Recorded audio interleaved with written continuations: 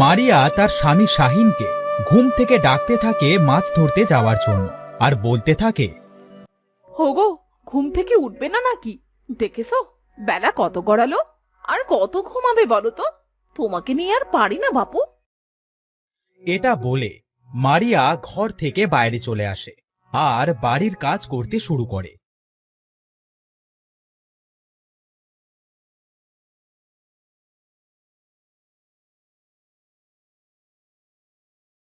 কিছুক্ষণ পর মারিয়ার মনে পড়ে শাহিন এখনো ঘুম থেকে ওঠেনি। উনি ঘুম থেকে এখনো ওঠেনি, ওনাকে নিয়ে আর পারলাম না, আমাকে আবার ডাকতে যেতে হবে।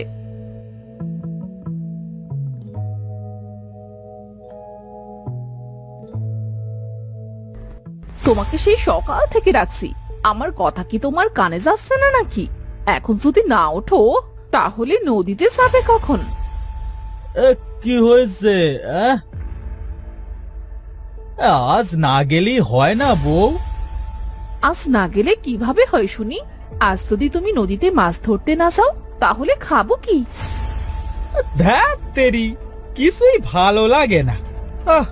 যাও, আমার জালটা নিয়ে আসো দেখি।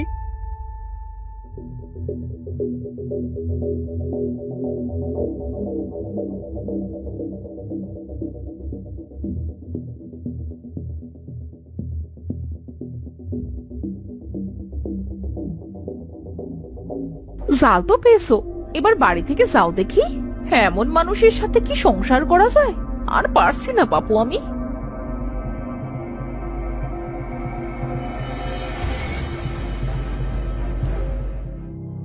না, এত প্যারা সহ্য হচ্ছে না। শরীরটা এমনি আজ দুদিন বেশি ভালো না, তার উপর বউয়ের এত অত্যাচার। আর সহ্য হচ্ছে না, মনে হচ্ছে কোথাও চলে যাই, কিন্তু আমার মেয়েটাকে রেখে যে কোথাও যে শান্তিও পাবো না। হাঁটতে হাঁটতে শাহিন একসময় নদীতে চলে আসে। যাক, শেষমেশ নদীতে এসে পৌঁছালাম। সবাই তো মনে হচ্ছে মাছ ধরে চলে গেছে, কেউ আর নদীতে মাছ ধরছে না। আবার সত্যি অনেক দেরি হয়ে গেছে, আর দেরি না করে এবার মাছ ধরি।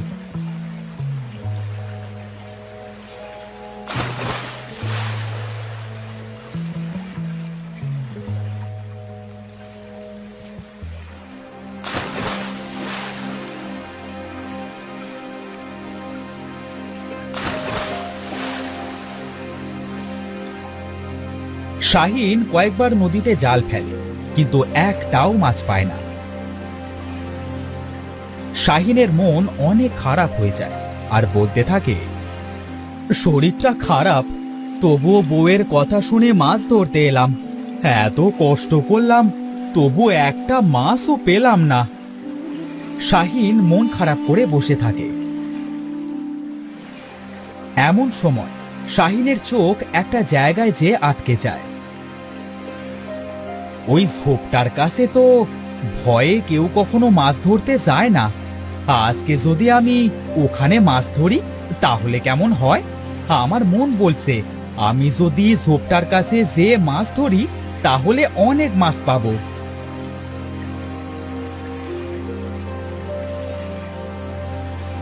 শাহিন ঝোপটার কাছে যায় মাছ ধরতে। এখানে কি মাছ ধরবো না কি করব তাই ভাবছি। এখানে থাকতে কেমন ভয় ভয় করছে, এখান থেকে যাবো নাকি থাকবো।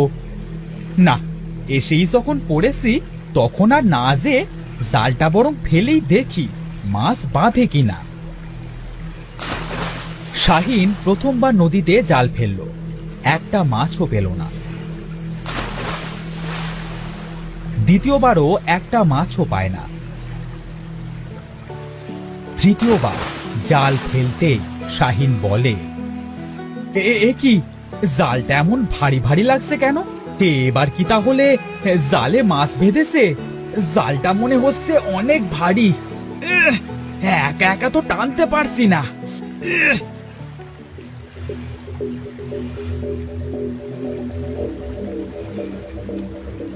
শাহিন অনেক কষ্টে জালটা টেনে তুলে দেখে একটা বড় ঘোড়া বেঁধেছে জালে, আর একটা সোনার কাঠি।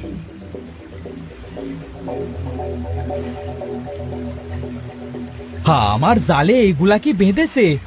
একটা বড় ঘোড়া আর একটা কাঠি মনে হচ্ছে। সোনার মতো চকচক করছে। এই ঘোড়াটা খুলে দেখি তো। শাহিন ঘোড়াটা খুলতেই দেখে ঘোড়ার ভিতর সোনা হীরায় ভর্তি। ও মা, এটা কি আমি দেখছি? ঘোড়ার ভিতরে সোনা হীরায় ভর্তি। আমার ভাগ্য বুঝি এবার খুললো। আমাকে আর কষ্ট করতে হবে না। নিশ্চিন্তে ঘুমোতে পারবো। এগুলো নিয়ে বাড়িতে চলে যায়।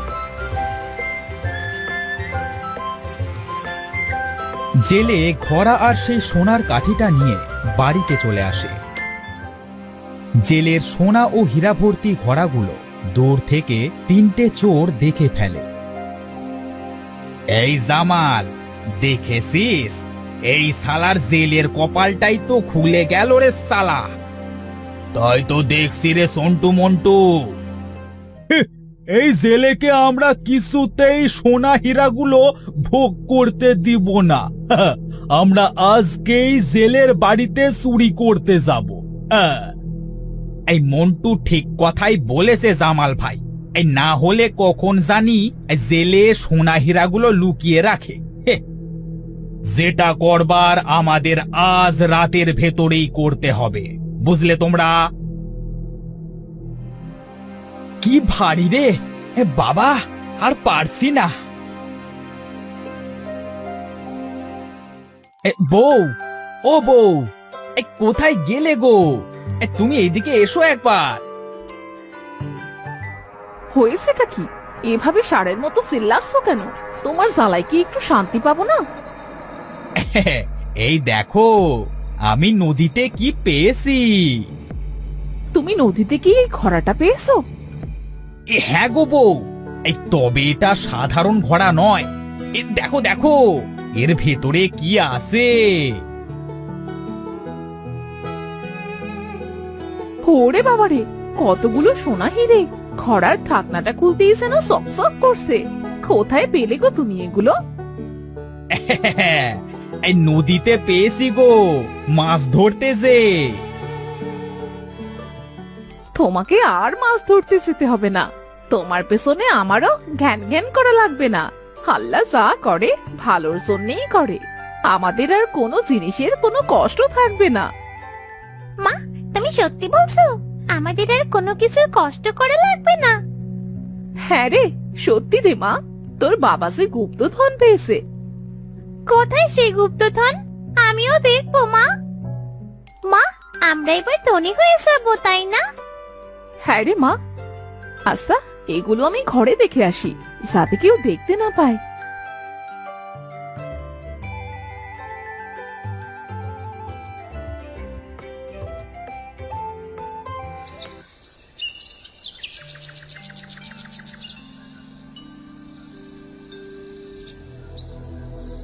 রাত্রিবেলা চোর তিনটা শাহিনদের বাড়িতে যায় আর গভীর রাত্রির জন্য অপেক্ষা করতে থাকে। এই সন্টু মন্টু, মনে হচ্ছে সবাই ঘুমিয়ে পড়েছে, বুঝলি? আমাদের আর দেরি করা উচিত হবে না। আরে আরেকটু রাত হোক গো জামালদা, তাহলে আমাদের আর কেউ ধরতে পারবে না।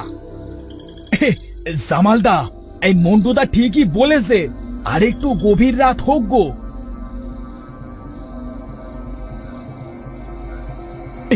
জামালদা, সবাই এখনই ঘুমিয়ে পড়েছে গভীর ঘুমে। আমাদের এখনই যাওয়া উচিত।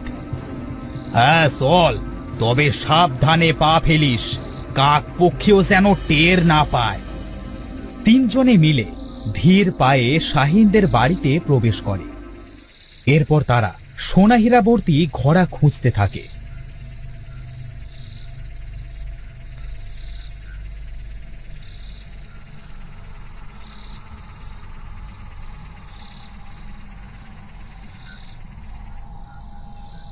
খুঁজতে খুঁজতে একসময় জামাল ঘোড়াটা দেখতে পায়। এই সন্টু মন্টু, ওই দেখ সেই ঘোড়াটা। কোথায়? দেখতে পাচ্ছি না তো। আরে ধুর গাধা, টেবিলের নিচে তাকিয়ে দেখ, তাহলেই দেখতে পাবি। আমি দেখতে পেয়েছি জামালদা। আস্তে আস্তে আস্তে কথা বল, জেগে যাবে তো ওরা। আর দেরি করলে চলবে না। এই চল, আমরা ঘোড়াটাকে নিয়ে চলে যাই। তারা আস্তে আস্তে ঘোড়াটার কাছে যায়। এরপর যেই ঘোড়াটাতে হাত দেয়, ঠিক তখনই সেই সোনার কাঠিটা জামাল, সন্টু আর মন্টুকে একসাথে মারতে শুরু করে। ওরে বাবা রে, কে মারছে এমন করে? চলে গেল রে, মারিস না, মারিস না আমাকে। ওরে বাবা রে জামাল ভাই, মনে হচ্ছে আজকে ধরা খেয়ে গেলাম। আজ আমাদের আর কেউ বাঁচাতে পারবে না জামাল ভাই, গেলাম। বাবারে, মার খাওয়ার হাত থেকে যদি বাঁচতে চাস, সেটেলে মন্টু পালা। তারা তিনজন সেখান থেকে দৌড়ে পালিয়ে যায়। তারা বড় আম গাছের কাছে যেয়ে দাঁড়ায়। বাবারে, আজ বড় বাঁচা বাঁচলাম। মনে তো হচ্ছিল আজ আর বাঁচবো না। কি মারটাই না দিল রে। ও বাড়ির তো সবাই ঘুমাচ্ছিল, তাহলে আমাদেরকে কে মারলো? এই বিষয়টা কেমন অদ্ভুত লাগছে। দোষ চাই, অদ্ভুত লাগুক আর চাই লাগুক, এখন কি করব তাই বলো। কেন, কি হয়েছে তোর আবার? হে বাবারে, শরীরটা যা ব্যথা করছে না, মনে হচ্ছে আর বাঁচবো না। সমস্ত শরীরে কালো দাগ পড়ে গেছে, দেখো। আমাদের মারা, তাই না? এর শাস্তি তো পেতেই হবে। কালকে আমরা আবার যাব সোনা হীরার ঘোড়া চুরি করে আনতে।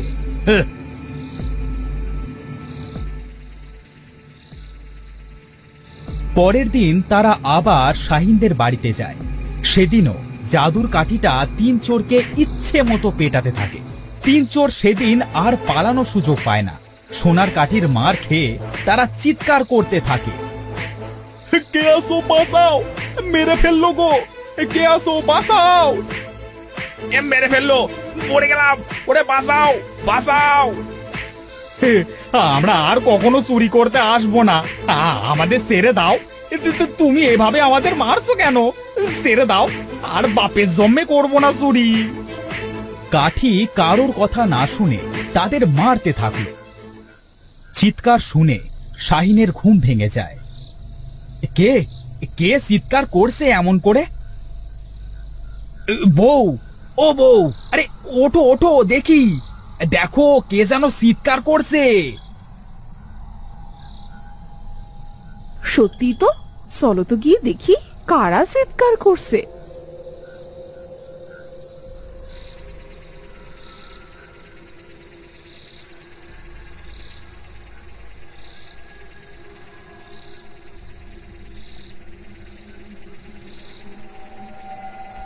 তারা খুঁজতে খুঁজতে তিন চোরের কাছে পৌঁছে যায়। যে দেখে সোনার কাঠিটা তিন চোরকে ইচ্ছে মতো পেটাচ্ছে। আরে, তোমাদের এই অবস্থা কেন? আর কারা তোমরা? আমার বাড়িতে কি করছো? কি অদ্ভুত, এই কাঠিটা তোমাদের মারছে, কিন্তু কেন? আমাদের ভুল হয়ে গেছে, আমাদের মাফ করে দিন। এই কাঠিটাকে আর মারতে নিষেধ করেন। আমার পাছা যে ফুলে গেল, আমরা যে মরে যাব। আরে থামো থামো থামো, আরে ওদের মারছো কেন এভাবে? মারলে তোরা মারা যাবে। মারবো না তো কি করব? এই উপহারগুলো তোমার। তুমি যখন তোমার কষ্টের কথা নদীর পাড়ে বসে বলছিলে, তখন জলপরি তোমার কথা শুনে তোমাকে স্বর্ণ আর হিরেগুলো উপহার দিয়েছে, আর এরা সেগুলো চুরি করে নিচ্ছে। তাই তো এদের শাস্তি দিচ্ছি। তুমি একটা কাঠি হয়ে কিভাবে কথা বলছো? আমি কোনো সাধারণ কাঠি নই, আমি হলাম জাদুর কাঠি। জলপরি আমাকে এখানে পাঠিয়েছে। তুমি সত্যি কথা বলছো কিনা সেটা জানার জন্য এসে দেখলাম তোমার সত্যিই অনেক কষ্ট। আমরা তাহলে চলে যাই এবার।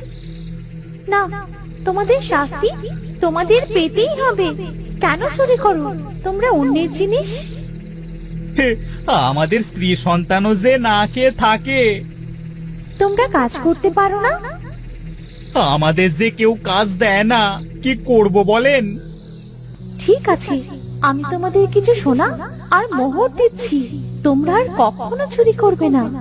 আর শাহিন, তুমি সকল গরিবদেরকে সাহায্য করবে। তুমি যদি কখনো মনে হিংসে আনো তাহলে তুমি জলপরীর দেওয়া সবকিছুই হারাবে। ঠিক আছে জাদুর কাঠি, ঠিক আছে। সোনার কাঠি জাদু করে তিন চোরকে কিছু সোনা আর কিছু হীরা দেয়। চোর সেগুলো নিয়ে চলে যায়। অন্যদিকে জেলে শাহিন সোনা আর হীরা বিক্রি করে অনেক ধনী হয়ে যায়। তখন গ্রামের সকল গরিবদেরকে সাহায্য করতে শুরু করে।